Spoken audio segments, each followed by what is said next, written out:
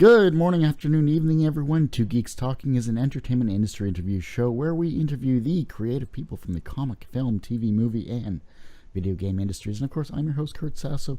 I should probably shorten that down to just the entertainment industry. It'd probably be a lot easier to say. But we're joined today by a returning guest, and hopefully a first-timer as well later on in the show.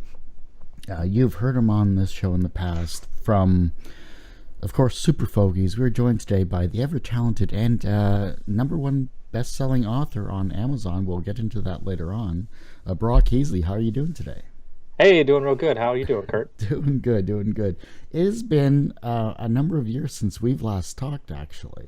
Yeah, it's been a minute, hasn't it? This seems like this 10th anniversary season is all about bringing back past amazing people and amazing guests here. Super Fogeys has always been one of those great comics that you love to read, and the art style, the various story arcs you've had, and honestly, it's been a true pleasure to continue to follow it all these years. Well, I'm glad to hear you say that. It has been going on a long time. We just had our 12th anniversary a couple months ago. Congrats. And we've had our hiatuses here and there. I think it was a whole year once where we didn't come out with anything new, and everybody thought we were dead. But no, we are not dead. We are alive. The comic is thriving. It's on Webtoon now. We made our debut on Webtoon this year, and that's been going well for us. Got a whole new group of readers that are getting excited about the comic. So that's awesome. Yeah. That's great to hear. And characters evolve, characters change, but your stories always remain interesting. So we have you back on today just for self-promotion reasons, but also to catch up as we always do. Talk about this Kickstarter that you have going on.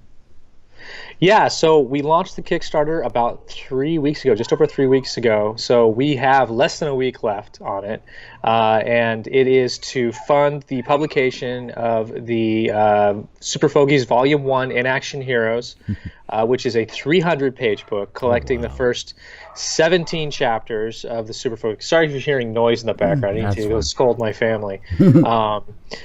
The first 17 chapters of the Super Fogeys, and including some origin stories too. That's part of what the Kickstarter is about making the book as good as it can be. We've already reached our funding goal. Our initial funding goal was $2,000, and we've screamed past that. We're now into $4,000 plus. Oh, wow. And so now we're just adding goodies. We're adding some Super Fogeys origin stories to go in the back of the book.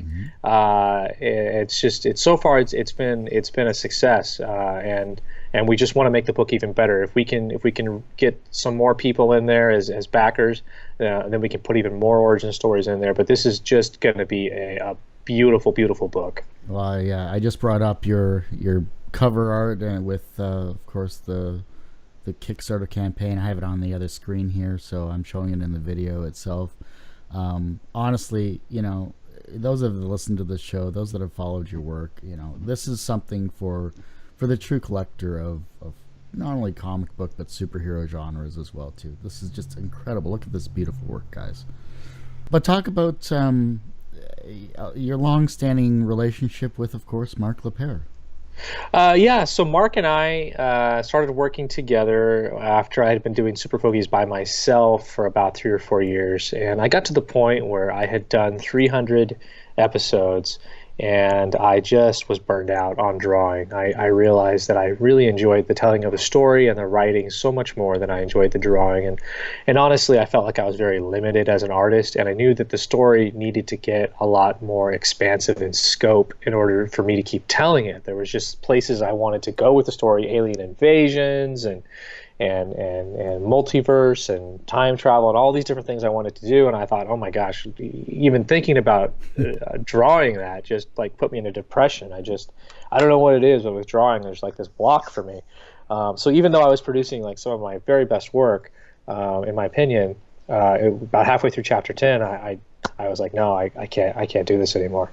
And so Super Fogeys was honestly going to end with episode 300. And Third World Studios, which is the publisher of Super Fogeys, I talked to them about it. I said, because they were always been huge supporters of the strip, and have hosted the website for years, and built us a beautiful website, and just been real champions. And they were like, well, wait a minute, what if you could find another artist? Would you be willing to continue doing it? And I said, yeah, I absolutely would. But I don't know who in the world we would ever get for that. And then, yeah, we reached out to Mark, and Mark was in a place, he was kind of in the opposite place from me. He had been working on his own comic for a while, and it was a great comic, but he didn't really enjoy the writing so much. He enjoyed the drawing. So it was really a perfect fit for both of us. And so we got hooked up. He picked up the strip with episode 301 and has continued drawing it ever since. And we're now on episode we're closing in on episode 800. So, so yeah, it's been a long haul, and he's been doing stellar work, and he's brought in the giant robots and the alien invasion and the time. He can, anything I throw at that guy, he can draw the snot out of it, and it just looks amazing. Yeah, I'm just looking at the color and the black and white work that he's done through your Kickstarter page right here, and it's incredible. Just and if you ever follow Marc Lapierre on his Instagram account, I mean, the Inktober stuff that he does is just out of this world. The guy's constantly sketching, constantly drawing. Yeah, and it's all of quality. And it's all really great stuff. That truly is. But back to yourself here. You've had a great career with this. You've always loved working with challenging arcs and character interactions and everything like that. Have you done anything different in the past couple of years where you thought, I would never think I would be at this point in my life doing this type of arc? You mean like within the Super Fogeys itself, or just with Super Fogeys? I'd say Super Fogeys has gone off in some directions I didn't quite anticipate. This is kind of a spoiler for those that haven't caught up with it, and certainly for those who haven't gotten their book yet or going to order the book. This is kind of something that happens at the very, very end of it, but it's also years in the past as far as online and what we've been doing, so it's not really that much of a spoiler. But there is a point at which the Super Fogeys timeline jumps forward a year, and that's at the end of chapter 17. That's kind of where the first volume wraps up, and that was unexpected. I didn't quite see that coming. And you think a year, well, a year's not that bad, but within that year, aliens conquered the Earth and took over the United States, and Spy Gal and everybody moved over to California and set up shop as like the resistance. And so the whole story turned into this like dystopian, the resistance versus the tyrants in power. And I mean, that it's kind of just dressing. It's not like it didn't turn into the Hunger Games all of a sudden. That's not what I'm saying. But it was a new setting, new costumes for everybody, new status quo that slowly revealed itself over time. Some people had switched over to the bad guys, and some people stayed good guys. Some people were captured. Some people were just missing, and so that was a lot of fun to unpack. And then because that wasn't enough, I tossed in the idea of alternate realities, and all of that was kind of unexpected, and really took the series in I think to another level, and has helped it, as I said before, to grow in scope. The scope of this thing has really changed, and yet still the through line for me for Super Fogeys is always the character of Jerry. And the character of Jerry is somebody that started off as kind of the sidekick character who was pining after the girl, and he was just very innocent, very Robin-like, and slowly over time we revealed that no, actually he's kind of the bad guy mastermind behind everything. And so where the story is now, it's Jerry is fully exposed to everybody. Everybody knows exactly what this guy's deal is, and it's just kind of trying to manage him. And to me, that's what the story has always been about. It's about this guy making these decisions, going down this very dark path, having started out on the right side, and going on this dark path, and then how that affects the lives of people around him. And that's always been the focus for me. And I think as we are now about to get into the final chapters of the Super Fogey saga, we are definitely circling back to Jerry in a big way, and there's a very big development that's going to happen with Jerry in Super Fogeys 800. Here's a little sneak for you that's coming up pretty soon here. But there's going to be a big moment for Jerry in Super Fogeys 800 where I think people are finally going to understand where we're going with his story and how this is all I'm going to finally start hinting at what the end game of this thing is. That's awesome.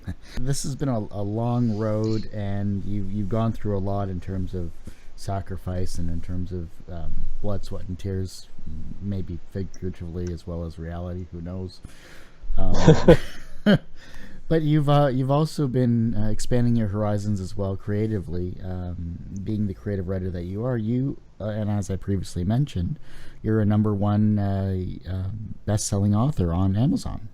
I had a novel, a young adult novel that came out a few weeks ago, and it's called Paper Bag Mask. And it's about this kid who's this invisible nobody at his high school, and he on a whim steals something very precious from his teacher, and then proceeds to hold it for ransom and recruit the popular kids to conduct this elaborate revenge scheme in order to expose their teacher for the scumbag that he really is.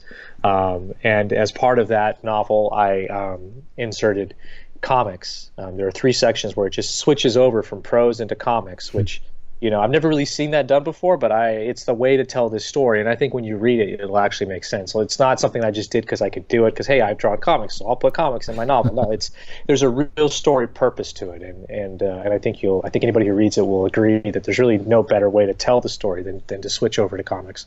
But yeah, it hit release a few weeks ago, and in that time, a couple of times, it's risen to the #1 for new releases, both in the comics and graphic novels new release young adult section, and also just in the general young adult fiction new release section. It hit #1 for a hot minute there.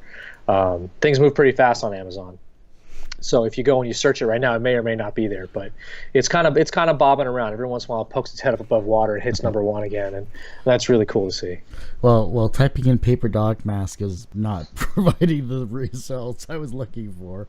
But did you hit Paper Dog Mask? Yeah, no. It's Paper Bag Mask. Yeah, totally misheard that one. That was my mistake. That's funny. Yeah, we'll type that in a little later on there, but how did this come about, though, Brock?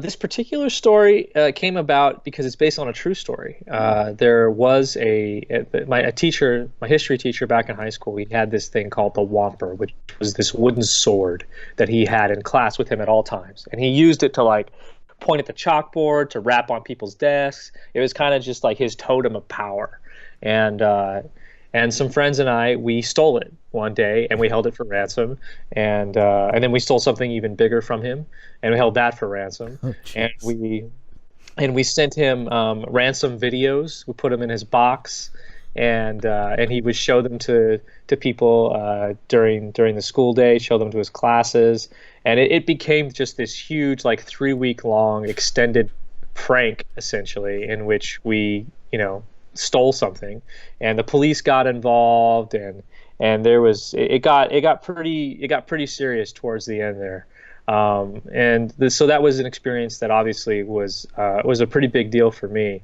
I was fairly key in it. I was the one who directed and wrote all the ransom videos, and we did everything in my house, and so this was a fun story that I always had in my back pocket to tell at parties, and it was always a great story to tell at parties. But in thinking about it more, I realized that as a writer, I could take that, fictionalize it, and turn it into a real John Hughes type coming of age story. And that's really what Paper Bag Mask is. It's a fictional version of a very true story, in which I get to talk about and address some themes that were very particular to me as a youth. It's the book that I wish I could go back in time and hand off to my 16-year-old self and say, here's everything you're missing. This is what you're not getting. So it's very much written for that purpose in mind, and we'll see what the world thinks of it. Oh, hey, time travel might be available in the future. You might be able to do that. Maybe. If it ever is, that's the first thing I'd do. I don't need to visit the future or flying cars or go check out the Romans. No, I'm just going to go talk to my 16-year-old self because I'm narcissistic. So. But aren't we all a little bit, truly? A little bit. Yeah. Another thing that we have in common is filmmaking as well. Mm-hmm.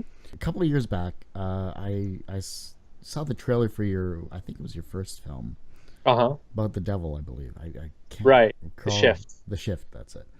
And I always wanted, I support local filmmakers. I support those. And just in looking at that trailer and looking at the success you had in the film festival circuit, I believe you're also creating another one. Yeah, and in fact, I just came from meeting with my composer. We were going over music for it, but it's almost done. It's a short film called The 205th, and it's about a girl who, when she dies, she is reborn as herself again with all of her memories intact. So kind of like a Groundhog Day, but it's a Groundhog Life instead. And it's about the day that she decides to reveal who she really is to her best friend. And it's about why she decides that particular day to tell her, and it's about who she really is, and who she's, not only this thing about her where she repeats her life, but also just who she has been during those lifetimes. And so it's a really cool little sci-fi short film with two girls as leads, which I was really excited to do. Nice. 'Cause my first short film was two guys, and I thought, nah, let's go the female route. That'll be a lot more fun, and you don't see that as often. But yeah, that's wrapping up post-production here pretty quick. Oh, that's awesome. That's really great to hear, man. You're in so many different avenues that I'm jealous. I'm just jealous of what you have going on, because you're so talented, and you just focus on things that you want to do and want to accomplish, and that's great to see. Yeah, I'm fortunate enough to be in touch with people who are willing to take some creative journeys with me, and I feel very fortunate for that reason, because as you well know, filmmaking is a very collaborative medium. Yes. And had I not ever gotten in touch with people who worked in that medium, I never would have realized that was something that I could do or wanted to do. So I feel lucky to have that opportunity, because I know not everybody gets it. How did that come about, though? I'm curious. Well, about 4 years ago, my wife and I lost our jobs within 24 hours of each other, which was not a great day. No. And we didn't really know what to do, and I started applying like crazy to all over the place, and she did too, and we were just coming up with nothing. It just was not working out for us. I have a friend who started his own local film production company, and he and his partner were about to come out with a movie through Warner Brothers and Blumhouse called The Gallows, and they were nearing the end of that, and they wanted to kind of expand their horizons for the next thing. And so they approached me, knowing that I was a writer, and asked if I would come on board and join with them and write things together and make movies and stuff. And being a huge fan of film, but never really thinking that I was ever going to do anything in that arena, I said yes, and because I had nothing else going on. And so I hooked up with them. They're called Tremendum Pictures. And I worked with them for about it was about 10 months later that I got it in my head to make my first short film. They were doing things, and but I wanted to do something of my own. And at that point, I had gotten to know actors. I got to know a director of photography. I realized that I was in a position through them of knowing all the people I needed to know in order to start my own films and my own production. So I did. And California is just a creative place to begin with. I mean, so many different, actors and avenues and sets and locations. Very true. Very true. Now, I'm about 3 hours away from all of that, so I'm kind of in this like Midwest pocket that sits in the middle of California. You really wouldn't. We bleed very red here in Central California. So I was very far away from all that. So even though I say California, everybody's like, oh yeah, Hollywood, easy for you. But honestly, I've never thought of myself I feel as far away from Hollywood as probably you all do wherever you are in Canada or New York, or where, I guess not New York so much, but so I was fortunate enough to hook up with a company who was working here in town, and then finding all these people in town who were also working in film. And not to the degree they are in Hollywood, but who are making a go of it as best they can. So that was pretty cool to find that here. No, that's great. And honestly, I'm in a rural area as well. I'm about 30 minutes outside of Detroit, Michigan. So. Oh yeah. Well, there you go. Yeah. So yeah. we understand. We know, we understand. We're on the it's same hard. page. Going back over your life, you've always had you have a supportive wife, supportive family. You've done so many great things. What's next on your plate? the next thing for me is something that I can't totally talk about yet, but it's definitely related to the shift. That film was created more for me just to find out if I could make a movie. I mean, that was really the point of it. And I didn't have any money. Everybody who worked on that did it as a favor to me, which was incredibly generous. But I think that what we ended up with, it was a film of surprising quality. And there are, let's say, some people who agree with me on that and are interested to see what more we could do with it. Awesome. And much more than that, I can't really say. Well, if you ever need a short, stocky Canadian with a film background as a producer and editor, I'll be happy to help out. I'll keep that in mind. Thanks. Who's done some very minor acting, let's put it that way. So, cool. Anyhow, you've been on a lot Better of... you than me. I'm a terrible actor. I didn't say I was good. No, I'm sorry. I'm going to totally just totally mess this whole bit up for you because nothing is coming to mind. I'm so sorry. That's all right. That's all right. I just decided to throw that out there instead of asking the usual stuff I do. Back to the Kickstarter then here. You're actually at 5,500. I just took a look there, and which is great. 5,500? Yeah. What? Yeah. That can't be right. No, really. Well, it's Canadian, but I mean... Oh, okay. I'm like, no, there's no way. All right. Yeah, we're at 42.15 in American dollars. Yeah, well, it sounds better Canadian. It does sound better Canadian. You have a lot of great perks there, obviously, and running a Kickstarter campaign is challenging. It's difficult. We've all done that in the past there.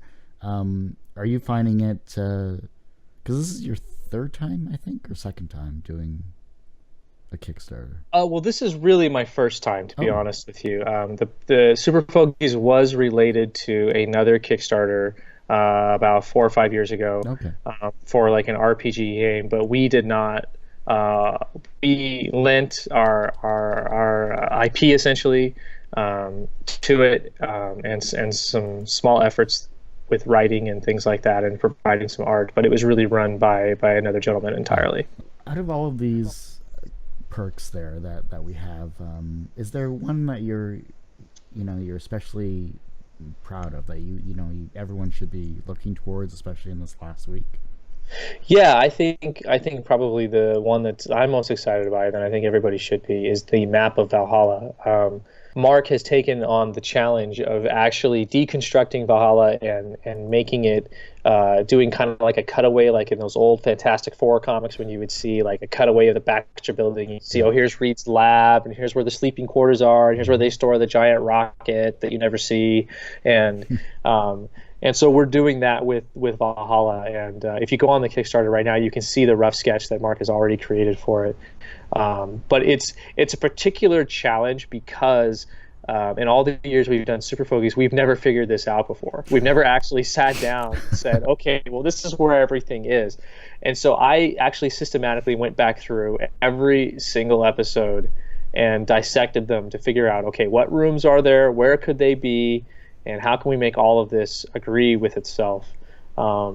And that was a unique challenge. And then I sent those notes off to Mark, and then Mark is the one who's doing all the hard work of actually making it all agree with itself. And lucky enough, I can actually say we're not really contradicting anything. Everything seems to fit more or less where it should. So that's going to be a really exciting thing to have. What we're going to be doing is creating like an insert, like a small insert poster that will fit nicely into the book. Mm-hmm. It won't be part of the book itself. It'll be something separate from it. But it will be included for anybody who has backed at the $35 level or above. They'll get one of those, and that's exclusive to Kickstarter. We don't have any plans right now to print this thing out and sell it or anything like that. It's really just for the Kickstarter. No, that's a true exclusive right there. Yeah, it really is, and it's still in progress. Like, it's not even done, but it's pretty far along, and hopefully we'll be able to post at least one more update to that before the Kickstarter campaign is over. But Mark's doing a bang up job on it. Oh yeah, it's incredible. It's great having a partner like that that's so talented that he is, and yeah, I know he'll be on later on, hopefully a little bit later, and we'll get to talk to him about his art and his work on Super Fogeys. Now that you've creatively expanded into film and comics and are writing as much as you are, do you ever take a break? No, not really. Between my family and church duties and all of this, no, I don't take a lot of breaks. But I probably slowed down a little bit in the last month just because I've been so focused on the Kickstarter campaign and then also my book coming out and doing promotion. And I'm doing a lot of things that I don't usually enjoy. I don't actually enjoy like the social media and the marketing aspect of things. But so I'm essentially taking a break from the other things like the writing and so I'm working on those things. So I guess that's kind of a break, sort of. It's a break from the norm. But I'm going to be diving back into writing and all of that here pretty quick once the campaign wraps up. That's great to hear. That's really, truly great to hear there. Welcome back, everyone, for that short break there. I apologize for that, but it's all good because we brought our second guest on the show. This is, of course, Mark. I'm going to have you say your last name. Lapierre. Thank you. Because no problem. I was probably going to butcher it. That's all right. The resident artist, of course, of Super Fogeys, and a talented artist in his own right, because I'm jealous of your Inktober work. I'm jealous of everything that you've done because you're just too damn good. Agreed. Yes, definitely. And so I asked Brock how you two met early on in the interview itself there, and let's have your side of the story there. Oh boy, that's going back a long ways. It is a while. Yeah, and I just kind of covered this ground I had just recorded another podcast earlier this afternoon, and asked the similar question, and I was saying I remember back in MySpace days. Stumbling across Super Fogeys, and there was another social media platform for comic artists and webcomics folks. I forget what it was called, but it was right around that same time. I know what you're talking about, and I don't remember either. Yeah, it was Comics something or whatever, and a lot of comic professionals and webcomics people gravitated towards that, and it's now defunct for quite some time, but that's where I really started to read Super Fogeys and got hooked. And then I believe I had done a guest strip for one holiday break or something, and then you had me do the Super Fogeys Origins. Oh, that's right. There was a guest strip, wasn't there? Yeah. I did one where with Jerry and Swifty making crafts. Oh yeah, that's right. I forgot about that. But going back to you as an artist here, we've looked at just the amazing work on the Kickstarter campaign. I've followed your work, obviously, as I've said, for a number of years there.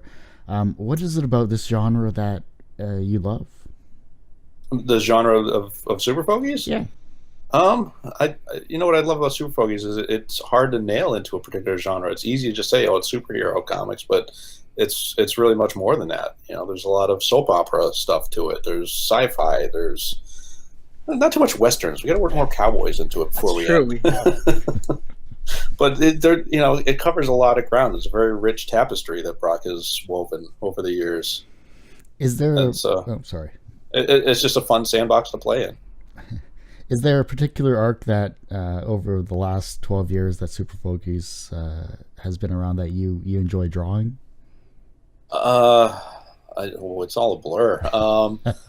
I kind of enjoyed the Vegas one with the giant robot and getting to design the robot and laying out some of the action. I've really enjoyed what we've been doing recently in the past couple chapters, because I've had more, since we did the time jump in the story, I've had a little more freedom to design or redesign characters and give them their kind of post-apocalyptic looks, and bring in some new elements and stuff. That's been fun. And, we've really been amping up the action, which is always fun to draw.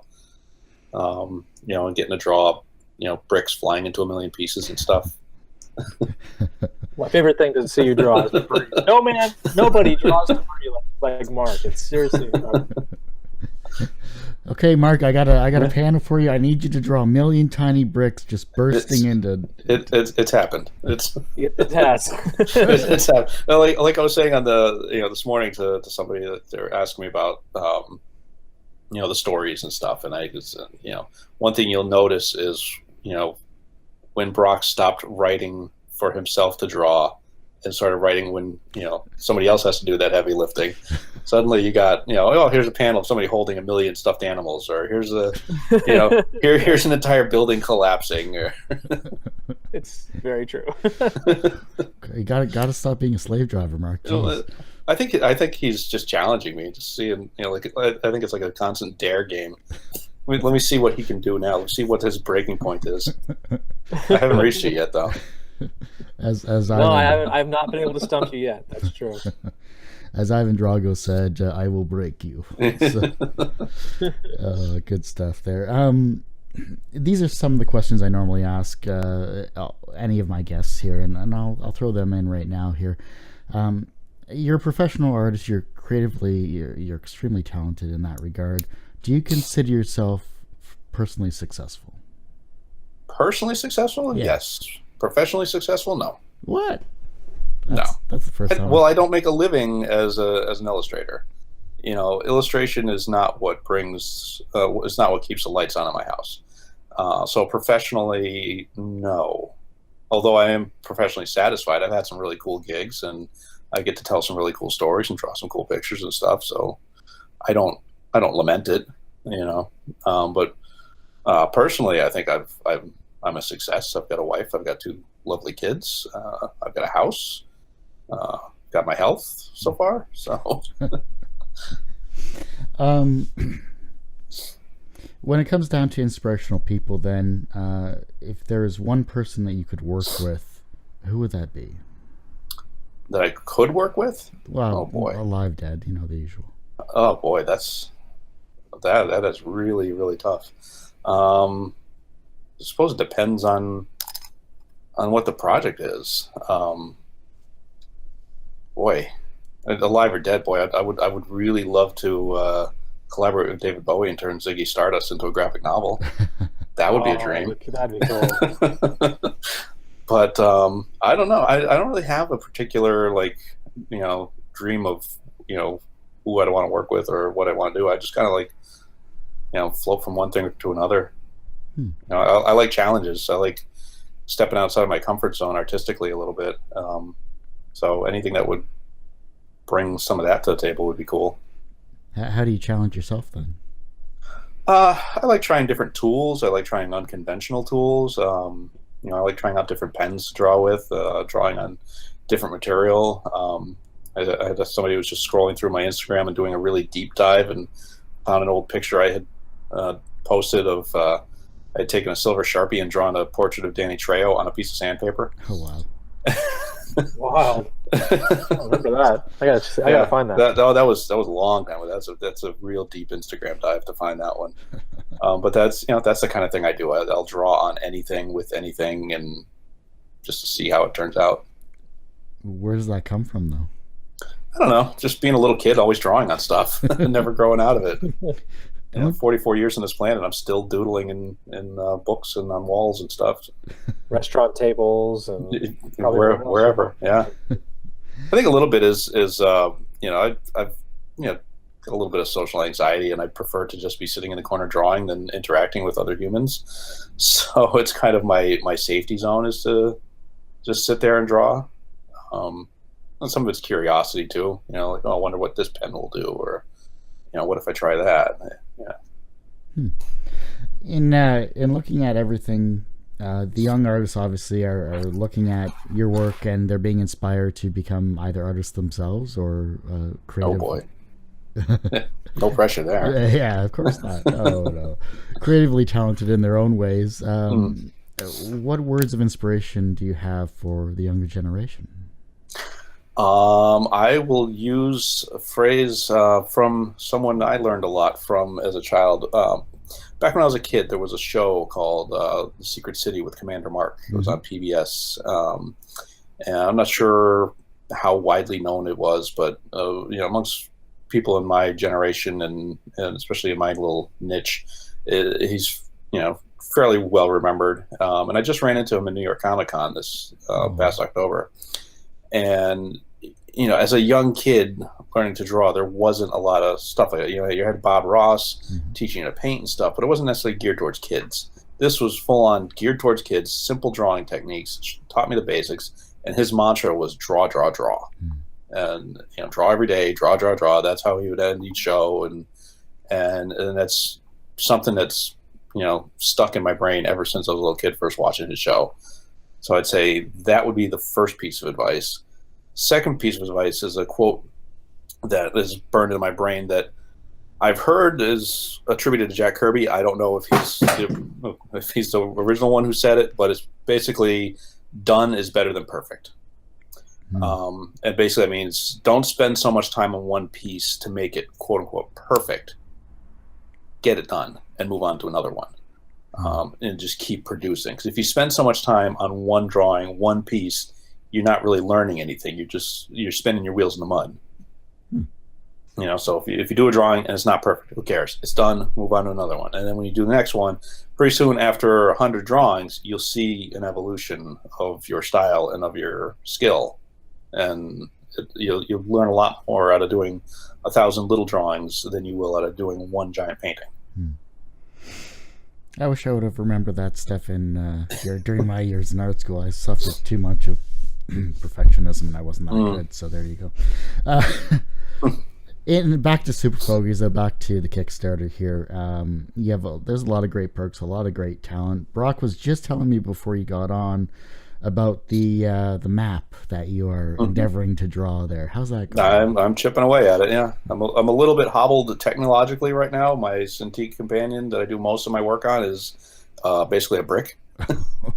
So I'm working with a little bamboo tablet, and when you're used to drawing directly on the screen and you go back to having to draw on a tablet on the side of your computer, there's a disconnect between your hand and your eyes, and it's tough to control and get that same kind of level of finished look to things.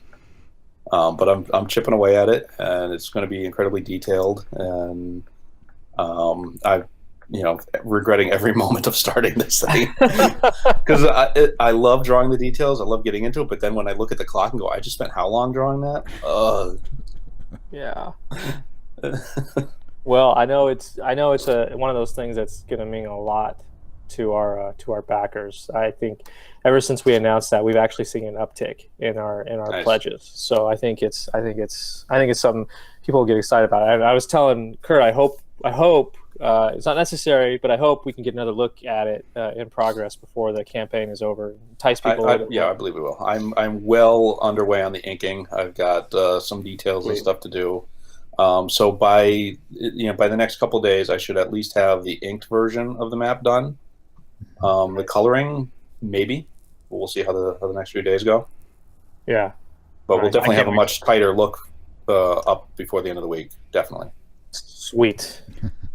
Well, that's great to hear, especially since I'll be backing once the podcast is done.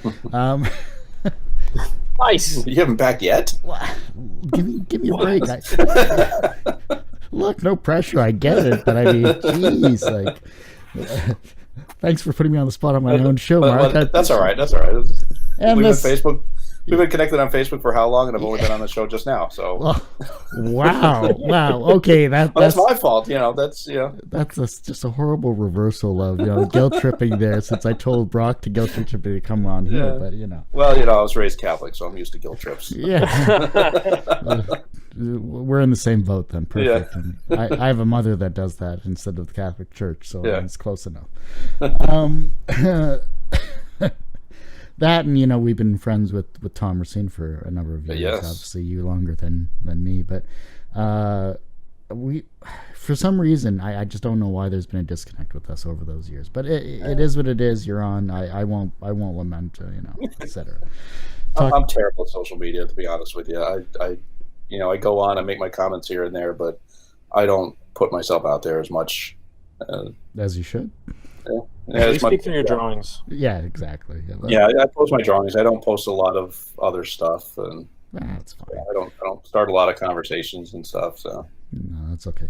But talk about, now that this Kickstarter is going on, now that it's almost done, and now that you have so much more work to complete with this map, how are you going to relax once it's all done? Probably with some whiskey mixed with Coke. In moderation. Of course. I don't know. I'm always drawing something. So when there's a break in Super Fogeys, I'm always drawing something else. So I you never really take a break. You're always drawing about the same amount. Relaxing is drawing.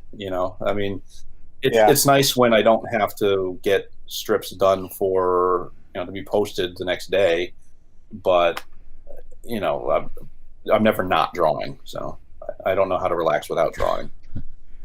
So it's a cathartic thing for you to. Yeah, I got you. With the the newest arcs or the newest chapters coming out with Super Fogeys, as much as you can let us know, and I know Brock's kind of teased a couple of things. Is there anything that you're excited about creating? I think just the all-out action that's coming up.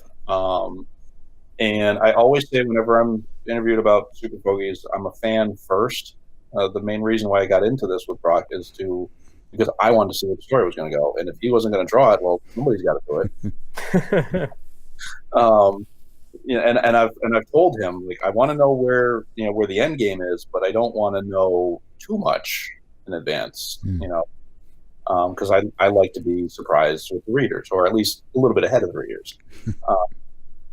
But I know there's some big stuff coming up, action-wise. There's gonna be some cool set pieces I'll get to draw. There's gonna be some cool interactions and some visual twists on some characters. I just think I'm looking forward to the S hitting the fan. Right. That is essentially what we're about to do. Yes. Well, as a fan, then I can't wait to see what's happening there and what's going to go on as well too. I hate to say it, and I know this is sort of wrapping things up a little quickly, as much as I wanted to talk more with you guys. But is there anything that I haven't asked either of you that you'd like to share with those that are watching this? That's a good question. And crickets. Yeah, okay. You put this question to me earlier, and I didn't have a good answer, so this one's all you, Mark. Oh boy, something that you haven't asked me yet. I don't really know. I mean, I don't really think a lot about that kind of stuff. Live in the moment. I get it. Yeah, pretty much. Yeah, I don't know.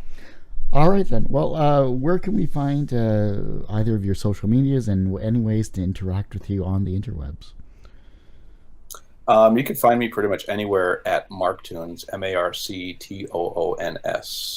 Instagram is where I'm probably the most active, posting sketches pretty much daily. I mean, now that Inktober's done, I've kind of, let things slide a little bit, taking a few days here and there. And, there have been some days where, like, news headlines just take the wind out of my sails wanting to post a silly drawing.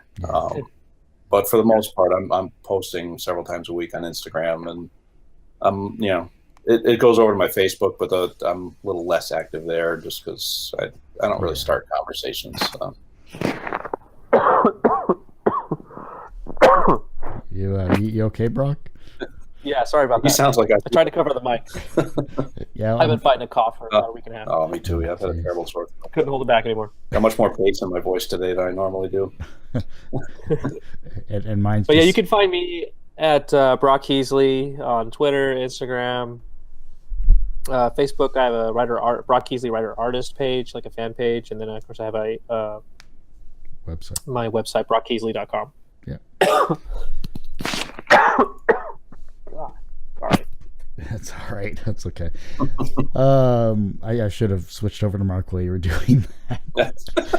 My mistake. Obviously, since it's not kicking over to me as it is, so we'll do that for now.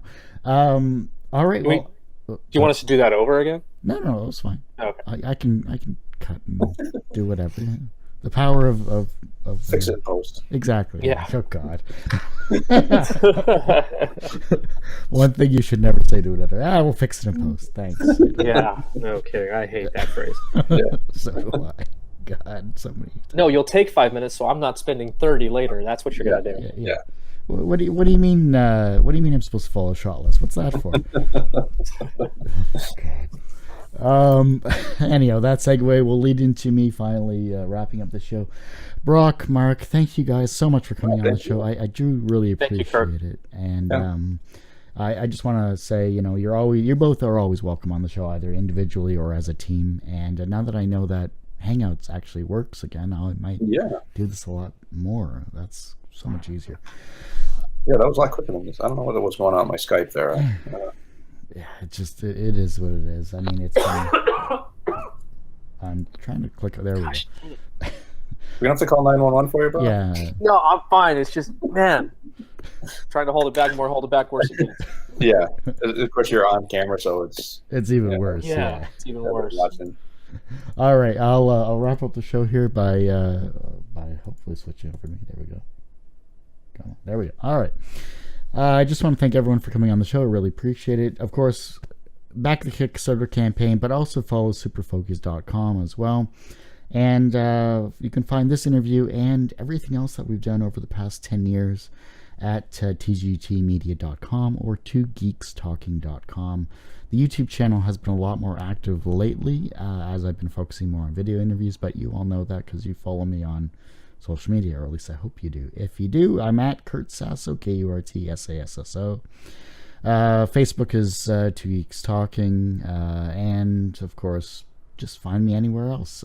Tune in next week, or whenever we do another interview, with another great, talented, creative person, whoever that may be. They've either been on the show before, or they're so new that I want to promote them. And thank you, everyone, for listening and watching, and tune in for another great interview on 2 Geeks Talking.